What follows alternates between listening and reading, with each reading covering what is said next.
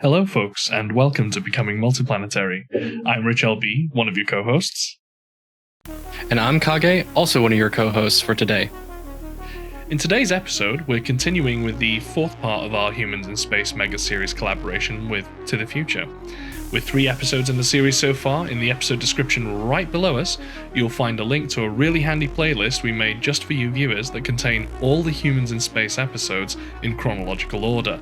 So, if you feel you might have missed an episode in the series, don't worry, we got you fam. All both To the Future and Becoming Multiplanetary's episodes are right there, and we'll update this playlist as each new episode is released. Also, if you take a look in the description or the progress bar, we've included timestamps in this video so you can skip to a certain point if you like.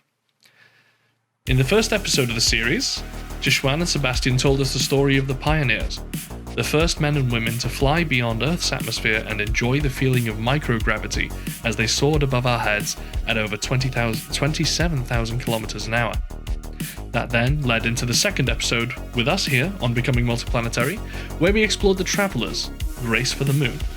We explored the various programs that were part of this neck-and-neck race, including the top-secret US Air Force LUNEX project, the Soviet crewed lunar programs, the big Chungus rocket Sea Dragon, and of course the Apollo missions, from the tragedy of Apollo 1 through the final Apollo 17 mission and Apollo Soyuz. To the Future jumped in next and did an absolutely amazing job of bringing us up to speed on the space station era. A link to that video and the Humans in Space playlist is in the description. Leaving no stone unturned in his quest to bring us all the facts and history of the various space stations, Sebastian talked about how humanity went from a species trying to escape the grip of Earth's gravity to being locked in orbit around it for decades. Salyut, Skylab, Mir, the International Space Station, Tiangong 1, Tiangong 2, where humans learned how to survive in space for extended periods of time, and the possible future stations, Axiom Station, Independence 1, the Tiangong 3 Modular Station, and the Voyager Station from the Gateway Foundation. And he nicely rounded off with us returning to the moon this decade with the Artemis Program and the Lunar Gateway, which is roughly about where we will start in today's episode. Thanks for the handoff, Sebastian. So now let's take this forward into the recent past, present, and finally, to the future. Yeah, puns. Or at the very least, the near future. So, our story today begins at the end of the shuttle era. Operating from 1981 to 2011, the Space Transport System program spanned across 6 orbital vehicles, logging 1,322 days, 19 hours, 21 minutes, and 23 seconds of flight time, with 133 successful missions and, unfortunately, 2 tragic failures.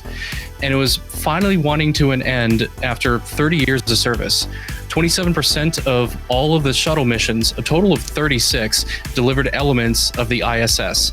In fact, the shuttle delivered 78% of the International Space Station assembly missions. A total of 355 individuals had flown in the shuttles, representing 16 different countries, including 306 men, 49 women, and unfortunately, 14 casualties. It was at this point in 2011 when the shuttle fleet was retired that the International Space Station was considered mostly complete. The last 6 missions to ferry elements of the ISS were all from the SpaceX Falcon 9 as part of the commercial resupply service program, although none of them were crewed. But we'll get more into Falcon 9 later. During the shuttle era, Soyuz flew 67 missions and ferried 130 individual passengers. Then, after the shuttle was retired, Soyuz flew an additional 80 individual passengers, many of which were NASA astronauts. In fact, for 9 years, Soyuz was the only way for humans to get to the International Space Station. However, having only one way to get humans to the International Space Station for so long was a very big risk to take. That risk became reality on October 11th, 2018, when Soyuz mission MS-10 aborted at T+122 seconds due to a rocket booster separation failure. Thankfully, both cosmonaut Alexei Ovchinin and astronaut Nick Hague safely returned to the Earth due to Soyuz's robust safety protocols.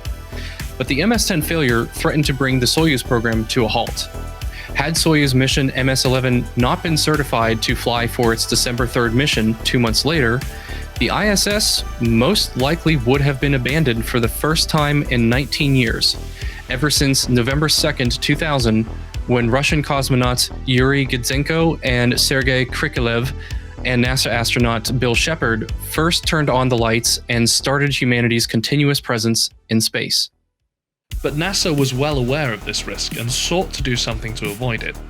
With the end of the shuttle program in sight, in 2005, NASA announced the Constellation Program. Constellation began due to the Vision for Space Exploration, a detailed plan that was created in response to the Space Shuttle Columbia disaster. But that plan had more objectives in mind, including expanding the state of human spaceflight at NASA, and to become a new way to inspire and regain public enthusiasm for space exploration in a way that had not been seen since the Apollo era. The plan was highly ambitious, seeking not only to complete the International Space Station by 2010, but to fully replace and retire the Space Shuttle at the same time, conduct human spaceflight by 2014, return humans to the Moon by 2020, and ultimately bring humans to Mars not long after. This is why the Constellation's program logo has 3 different arcs, one representing Earth for the ISS, one for the Moon, and one for Mars. The goal for Mars was further expressed with the naming of the program's booster rockets, Ares, the Greek equivalent of the Roman god Mars. The Ares rocket would have been enormous, built from repurposed shuttle engine, solid rocket booster, and external tank hardware. The Ares 5 rocket was planned to be as big as the Saturn V, and with solid rocket boosters on the sides, giving it a maximum lift capacity of about 188 metric tons to low Earth orbit, in comparison to the shuttle's maximum of 24.4 metric tons, and even Saturn V's maximum of 140 metric tons. RS-5 would have carried about 71 metric tons to the Moon versus the Saturn's 45 metric tons, almost twice the payload capacity. However, only RS-1, built from the shuttle era solid rocket boosters and colloquially called the Stick, would be certified for human flight. The Vision for Space Exploration plan and its goal of reaching Mars was even codified in the NASA Authorization Act of 2005, with that act directing NASA to, quote, develop a sustained human presence on the Moon, including a robust precursor program to promote exploration, science, commerce, and US preeminence in space, and as a stepping stone to future exploration of Mars and other destinations. End quote. The Constellation Program was also the birthplace of the original design for the Orion capsule, at that time named simply the Crew Exploration Vehicle. NASA sought to have Orion developed by 2008 and carrying passengers by 2014, further demonstrating how ambitious Constellation really was. But by 2009, just 4 years after its inception, NASA already saw that ambition was over budget, behind schedule, and increasingly unlikely to reach its goals. At the request of the Office of Science and Technology Policy, NASA convened the Review of United States Human Spaceflight Plans Committee, also known as the Augustine Commission, which ultimately found that Constellation could not be completed without substantial increases in funding. By 2010, Constellation was ultimately cancelled with the NASA Authorization Act of 2010, which authorized the final flight of the Space Shuttle, STS-135, using the Atlantis orbiter and led to NASA starting the Space Launch System, or SLS, 1 year later. So, SLS, the rocket everyone loves to hate. SLS was based on Constellation, but it was also based on the Jupiter program, a little-known family of planned super heavy lift launch vehicles that were part of the proposed Direct program. Direct, like Constellation, was also derived from shuttle hardware, hence its name being a direct transition. The Jupiter rockets were intended to be the alternative to the Ares 1 and Ares 5 Constellation rockets, with Jupiter 130 being capable of delivering about 60 to 70 tons of cargo, including crew, to low Earth orbit, and Jupiter 246 carrying an unspecified amount of cargo and crew to the lunar surface. In contrast to Constellation and Jupiter, SLS was promised to be capable of delivering up to 95 tons to low Earth orbit with its Block 1 variant, and up to 130 tons to low Earth orbit with its Block 2 variant, which was also promised to be capable of crewed launches to Mars. During a Senate hearing in September 2011, it was stated that the SLS program had a projected development cost of $18 billion through 2017, with each launch promised to cost less than the shuttle. That projected cost is what made SLS very publicly appealing. But in reality, NASA for decades had been abused by several politicians as a means to siphon taxpayer money into their states for programs that ended up being extremely more expensive than what was promised, all while choking off innovation for sake of a constant velocity of cash flow. And SLS, especially with its cost-plus contracting, gave those same politicians the opportunity to continue funneling an endless supply of cash into the same corporations as before, making those corporations lobbyists and, subsequently, the politicians whose campaigns they finance very happy. This is why, in fact, some have said that SLS actually stands for Senate Launch System. Now, costing several $billion over budget, while based on existing hardware, SLS is far behind schedule and is awfully reminiscent of the critiques against the Constellation Program that ultimately led to its cancellation, quickly becoming something of a sunk cost fallacy. It's therefore easy to see why SLS is so heavily criticized for being extremely expensive with no real innovation, no commercial involvement, and a non-competitive nature of pumping money into the same old contractors with few results delivered. But that lack of delivery could soon change. On March 18th, 2021, the SLS CS-1 rocket finally and successfully completed its full 8-minute green run test and is currently scheduled for its first uncrewed test launch, including a translunar injection trajectory on November 4th, 2021. Should that go well, SLS is planned to carry a crew of 4 astronauts, 3 from NASA and 1 from CSA, the Canadian Space Agency, to a lunar flyby around August 2023. Realistically, it's pretty unlikely SLS will be ready enough to reach that target for a crewed lunar flight, but at least it may happen within this decade. While the United States was trying to figure out which program to use, on the other side of the world, China was continuing its ambitions for human spaceflight. In 1992, China began planning Project 921, which included the Shenzhou and Tiangong programs. Shenzhou, Mandarin for Divine Vessel, had 4 test flights from 1999 to 2003 to prepare for its first crew flight later in 2003. On October 15, 2003, Shenzhou 5 successfully brought Yang Liwei to 14 orbits around the Earth for a total of 21 hours, 22 minutes and 45 seconds, making him the first Chinese national to reach space. Shenzhou would continue this through 2016 with 5 more missions, carrying 13 more Chinese astronauts, sometimes called taikonauts, to space. In between the later Shenzhou missions, the Tiangong program, or Heaven's Palace, brought 2 space stations to orbit, first on September 29, 2011 with Tiangong 1, and again on September 15, 2016 with Tiangong 2, with a possible third perhaps within this decade. But we won't go into much detail about Tiangong, as Sebastian from To the Future already discussed it in his fantastic episode about space stations as part of this series. If you haven't already, go check it out, links in the description.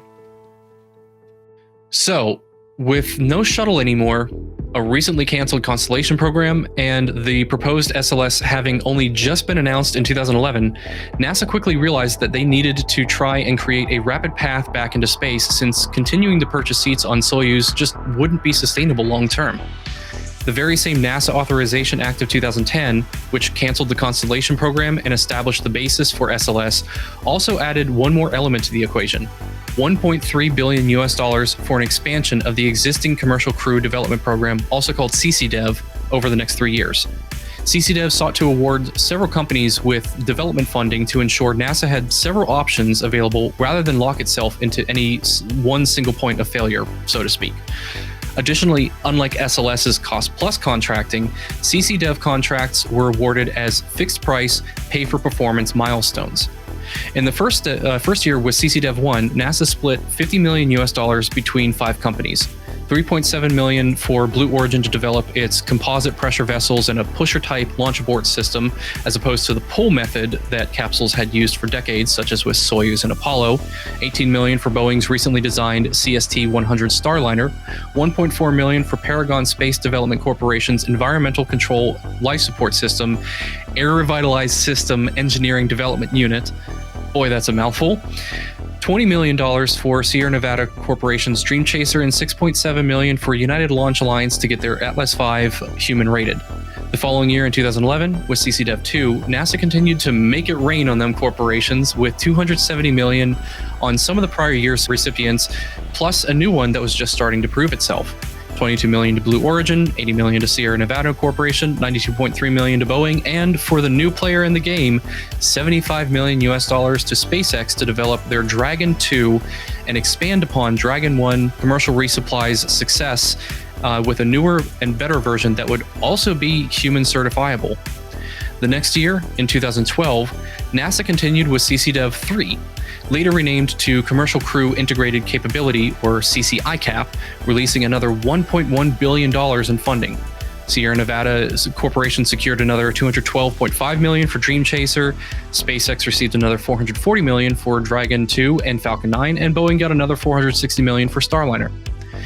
With the CCDev program now exhausted, in 2012, NASA moved on to the Certification Products Contract, or CPC, awarding another $10 million to Sierra Nevada Corporation, $9.9 million to Boeing, and $9.6 million to SpaceX. CPC continued into its second phase, the Commercial Crew Transportation Capability, CCTCAP, which is where things really took off. You know, we're all about those puns here.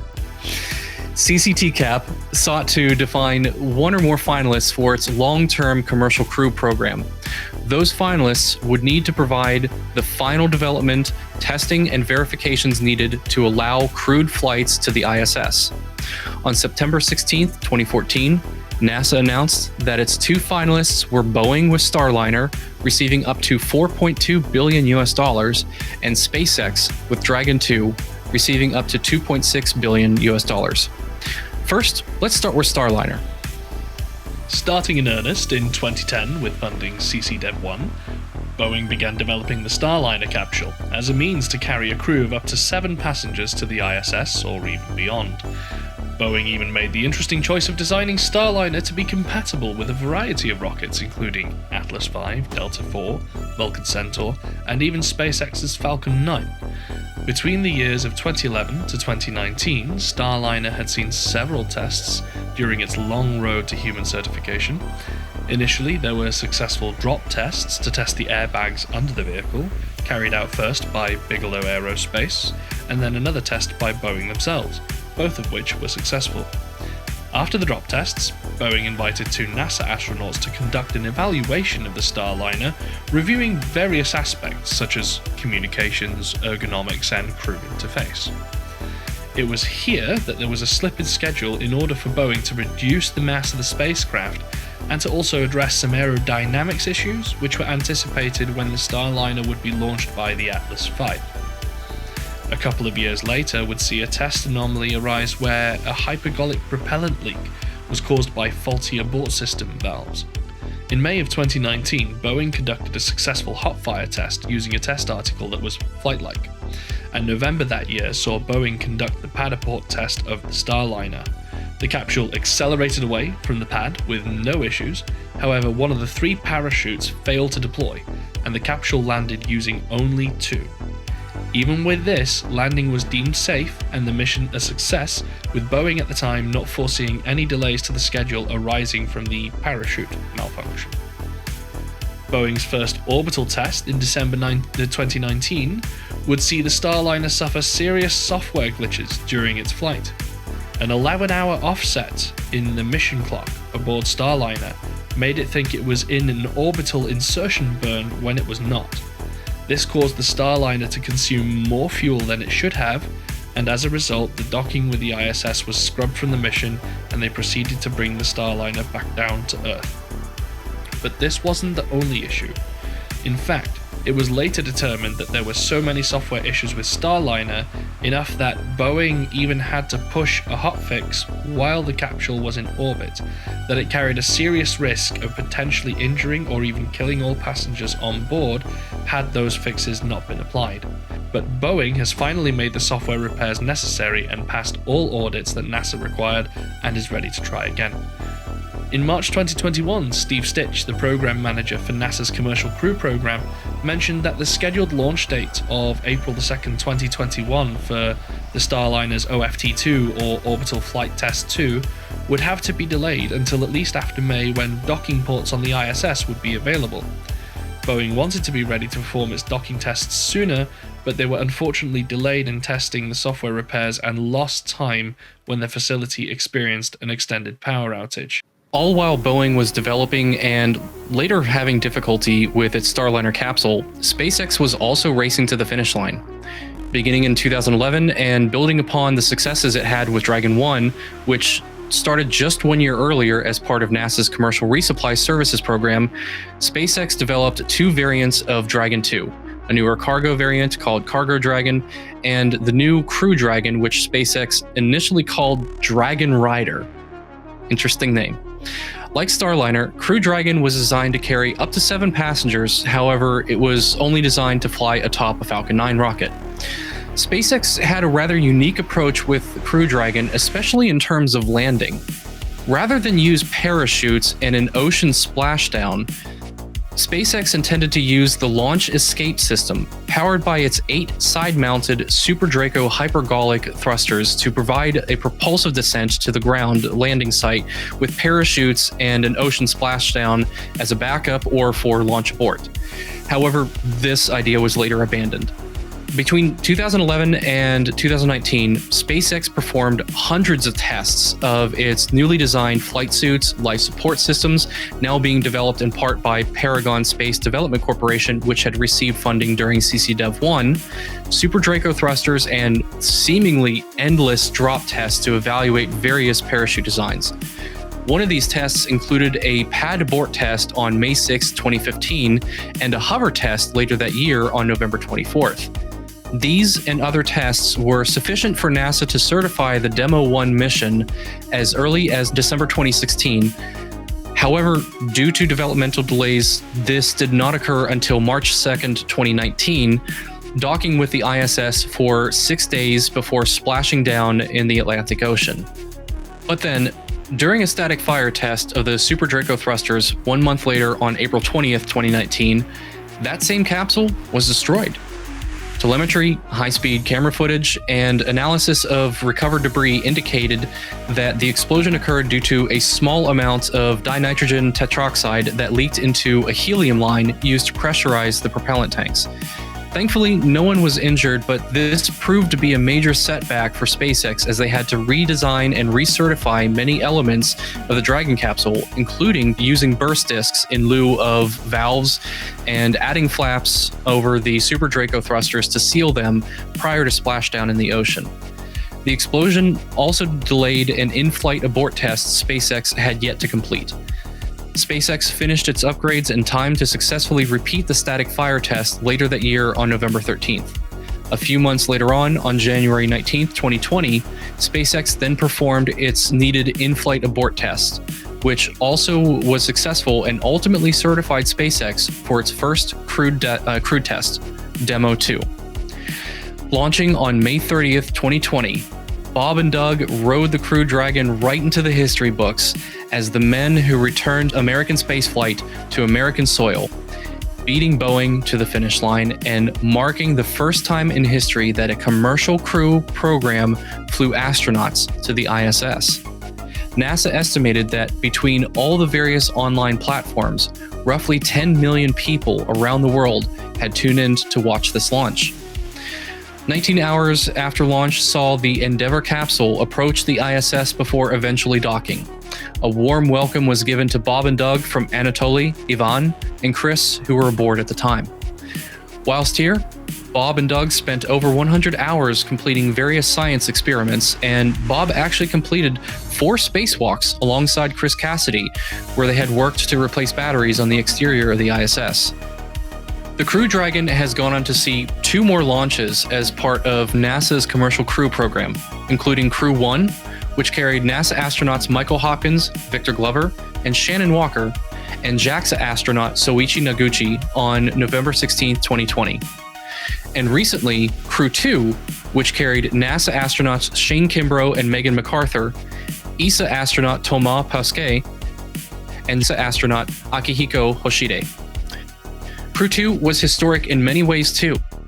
Marked the first time where a JAXA relieved another JAXA astronaut from ISS duty, and the first time both a flight-proven capsule and flight-proven rocket were used for the Commercial Crew Program.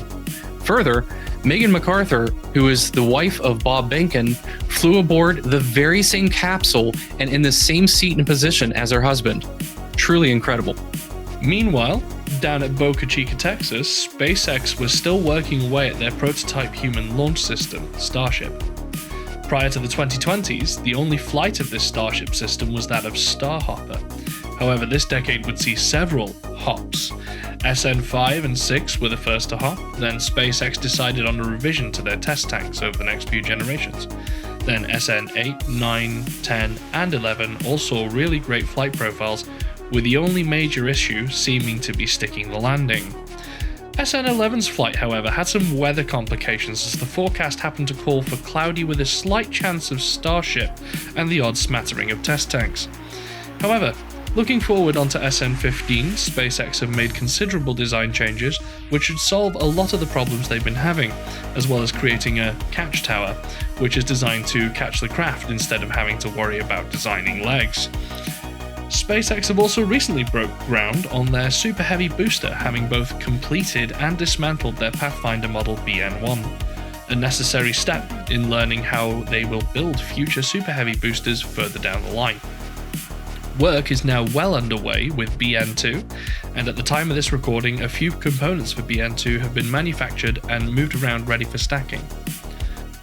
Also, recently on 16th of April 2021, NASA announced that SpaceX had won their Human Landing System contract with their submission, the Lunar Starship. This will now see the Lunar Starship being used as the vehicle to take spacefarers from lunar orbit down to the lunar surface. Initially, for the first few missions, this will involve the Orion capsule docking directly with Lunar Starship to facilitate the lunar landing. However, over time, as Gateway is built, we will see the Orion dock with Gateway instead, using it as a lunar hub for onward transport to and from the lunar surface via Lunar Starship, as well as travel to and from low Earth orbit using the Orion capsule. However, on the 26th of April, Blue Origin has contested this contract with some rather strong claims and accusations. It remains to be seen what comes of their protest to this contract award. Speaking of Blue Origin, while Boeing and SpaceX were developing their own spacecraft, Blue Origin was working on their own craft as well, the new Shepard, intended to carry 7 tourist passengers straight up past the Kármán line and back down for an approximately 10-minute flight. Starting in 2006, Blue Origin began working on prototypes, which led to the first complete vehicle test on November 23, 2015. Since then, New Shepard has had 15 launch attempts, all of which were successful except for the first, where the booster recovery failed. What is especially notable about New Shepard is that all of its flights included a propulsive landing of the booster, except for the first one. The last 14 of which, of course, were successful. In fact, Blue Origin was the first in the world to successfully achieve 7 flights with a single booster, that being NS3. Having just successfully completed their most recent test flight on April 14, 2021, Blue Origin is slated to carry its first passengers past the Kármán line no earlier than May 26, 2021. Blue Origin has also been working on their New Glenn rocket, a heavy lift orbital launch vehicle that will reportedly carry up to 45 tons to low Earth orbit. Announced in 2016, not a whole lot is known about New Glenn, as unfortunately Blue Origin has been extremely secretive about its development. It has been rumored that New Glenn may seek to be certified for crewed missions, but until Blue Origin releases more information, we won't know for sure. And finally, to wrap up the last decade, we have Sierra Nevada Corporation's Dream Chaser. Having secured a total of around $322.5 million through all commercial crew development program phases, Dream Chaser was derived from NASA's HL-20 Personnel Launch System spaceplane concept and intended to carry up to 7 passengers and cargo to the ISS. Work began on Dream Chaser by SpaceDev in 2004 and was later acquired by Sierra Nevada Corporation on October 21, 2008. Ever since then, it has completed several captive and drop test flights, but all further planned tests and missions are only using the cargo variant. As of 2021, Sierra Nevada Corporation has stated it is still committed to its crewed variant to be produced sometime within the next 5 years.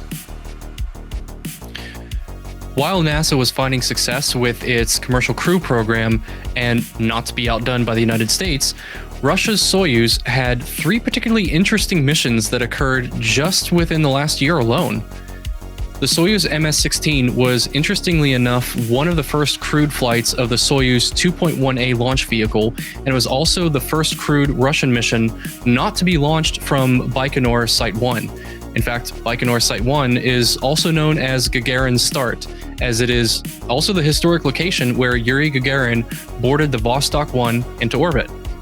Carrying cosmonauts Anatoly Ivanishin and Ivan Wagner, as well as astronaut Christopher Cassidy to the ISS, the Soyuz 2.1 began its first crewed maiden launch on the 9th of April 2020 to dock with the ISS. Later that year, we would see the Soyuz MS-17 quite literally yeet Sergei Ryzhikov, Sergei Kuzhvetkov, and Kathleen Rubins to the ISS using a new ultra-fast 2-orbit rendezvous. From yeet to dock, it took all of 3 hours. Talk about one fast commute to work. Once parked up at the ISS, the crew of 3 got to work on their daily lives on the ISS right up until the 19th of March 2021. Turns out they needed to go and unpark the MS-17 away from the Rassvet module and go repark it at the Poisk module, as MS-18 needed the spot for its inbound travelers. Speaking of MS-18, about a month after the MS-17 reparked their Soyuz at Poisk, it launched using the tried and true yeet method on the 9th of April. As usual, it got to the ISS in about 3 or 4 hours. The MS-18 mission is currently in progress as of the recording of this episode and saw cosmonauts Oleg Novitsky and Pyotr Dubrov, as well as astronaut Mark T. Vandehei, head up to the ISS. But Soyuz may soon be coming to an end. Starting somewhere between 2006 and 2009, Russia had began developing the next generation of crew capsules, originally called Federatsiya, but later renamed to Oryol, manufactured by RKK Energia. Planned to carry up to 6 passengers, Oryol has a planned robotic test flight somewhere in 2023, with a potential crewed flight in 2025, and an uncrewed lunar orbit test 1 year later. But now, let's look to the future, and have a look at what is coming, both planned and speculated.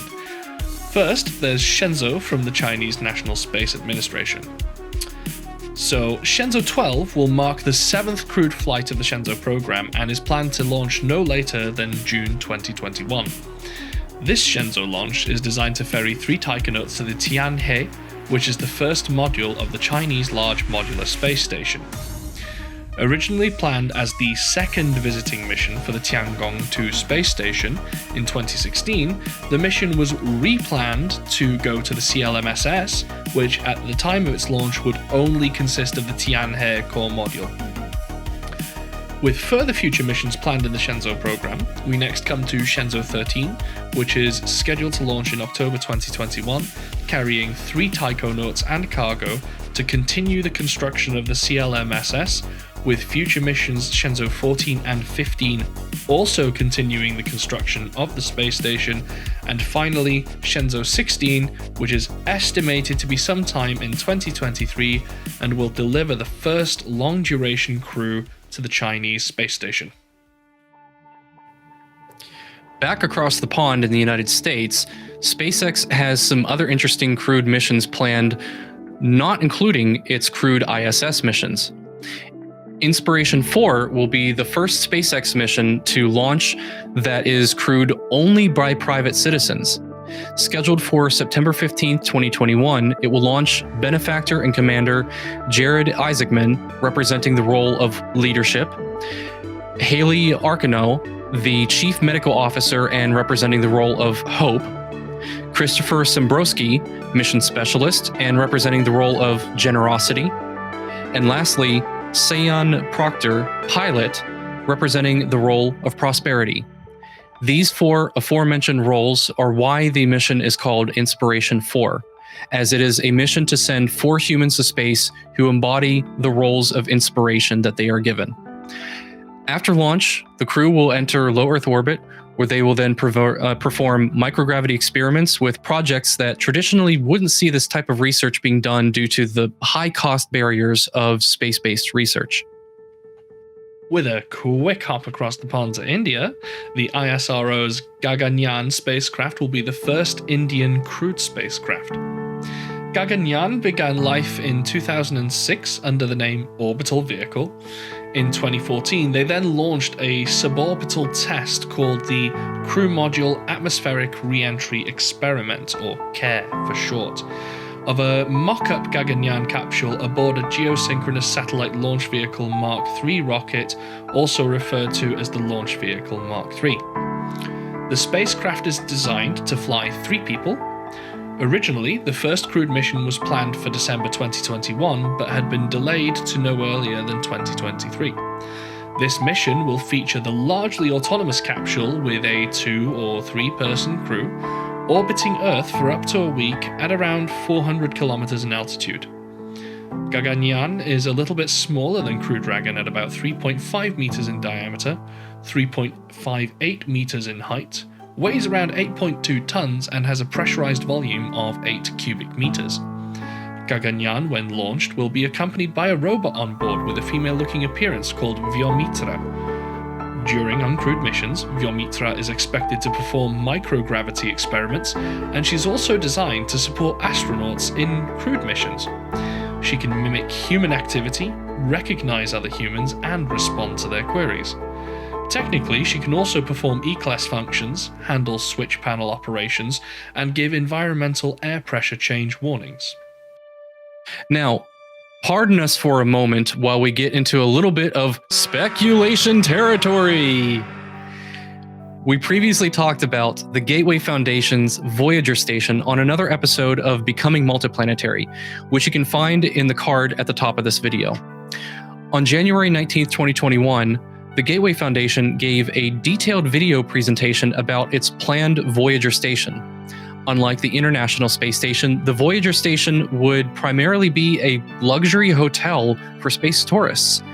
The Voyager station is projected to have over 11,600 square meters or 125,000 square feet of habitable space in 24 cylindrical exterior modules that kind of look like Bigelow habitat modules, although they're not, that would serve the purpose of a restaurant, event center, research facilities, and even villas. Additionally, along its exterior ring would be 44 escape vehicles which appear to be Sierra Nevada Dream Chasers. The Voyager station would rotate at 1.25 RPM to simulate 1/6 Earth's gravity, which is the same as lunar gravity. Gateway Foundation seeks to begin construction in 2026 using automated assembly robots that they would first perfect using the P-Star assembly robots to build a smaller 40-meter gravity ring prototype. A lofty and ambitious goal. Let's see if they succeed.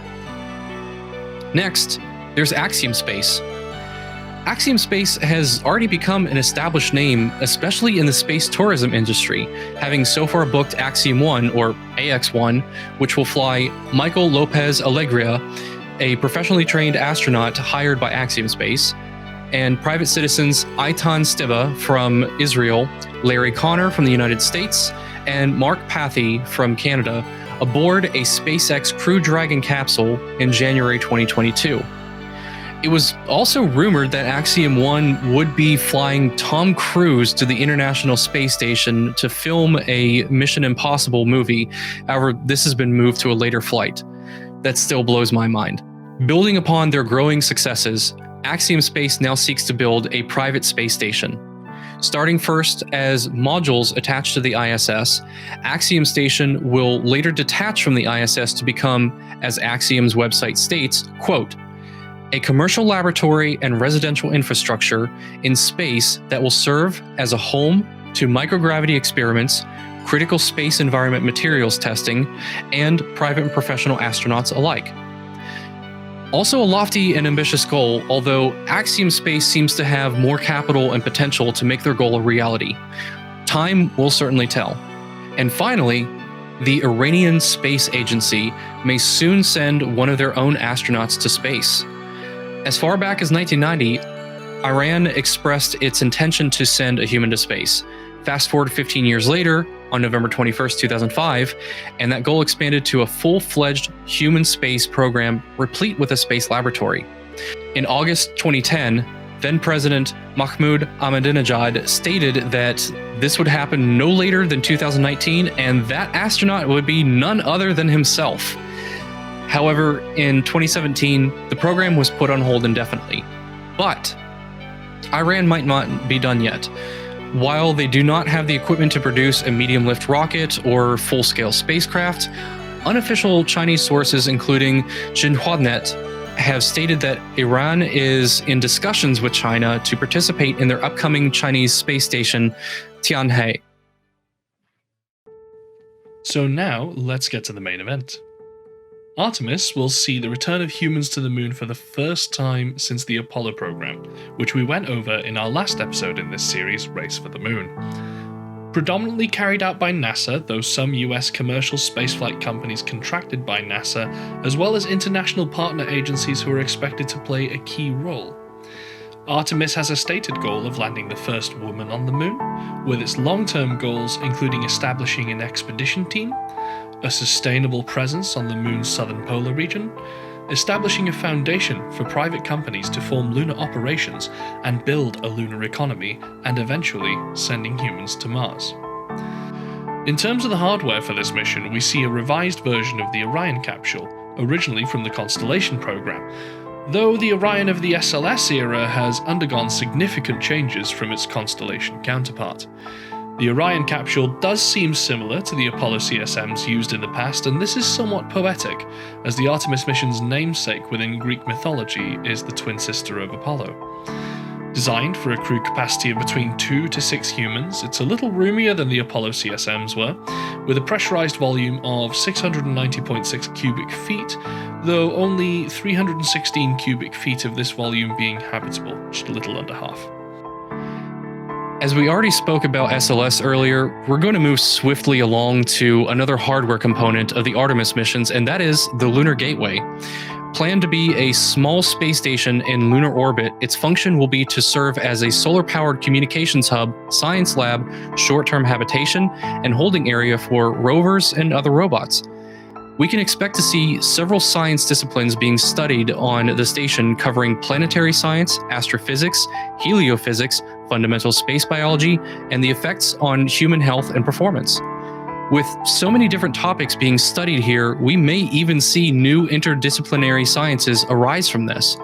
We already have a specific word for lunar sciences, selenology, named after the Greek goddess of the moon, Selene.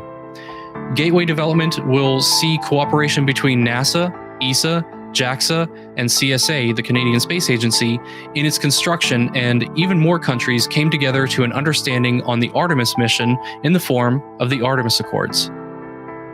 The Artemis Accords are an agreement between 8 initial signatories, who were Dr. Megan Clark, current head of the ASA on behalf of Australia; for Canada, Lisa Campbell, current president of the CSA; Riccardo Fraccaro, Under-Secretary of the State at the Presidency of the Council of Ministers representing Italy; Inoue Shinji, Minister of State for Space Policy, and Hagiuda Koichi, Minister of Education, Culture, Sports, Science and Technology on behalf of Japan; For Luxembourg, we have Franz Fayotte, Minister of the Economy, Her Excellency Sarah bint Youssef Al Amiri, Minister of State for Advanced Technologies and Chairwoman of UAE Space Agency on behalf of the United Arab Emirates, Dr. Graham Turnock, Chief Executive for the UK Space Agency on behalf of the UK government, and lastly, Jim Bridenstine, then Administrator of NASA on behalf of the United States of America.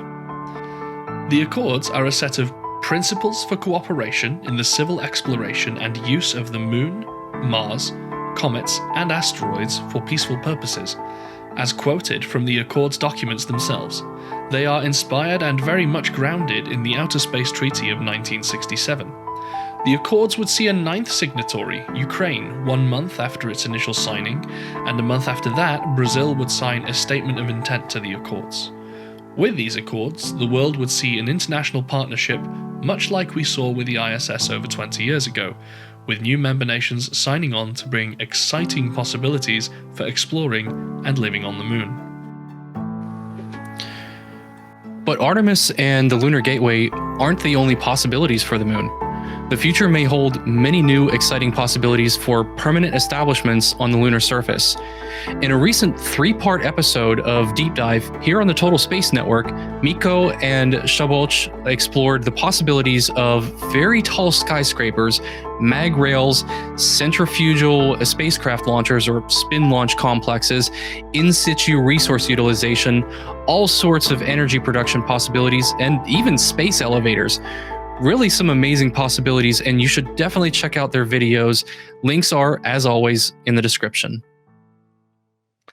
The last 10 years started slow for human spaceflight progress, but rapidly accelerated near the end of the last decade, largely due to commercial investment and NASA's Commercial Crew Program.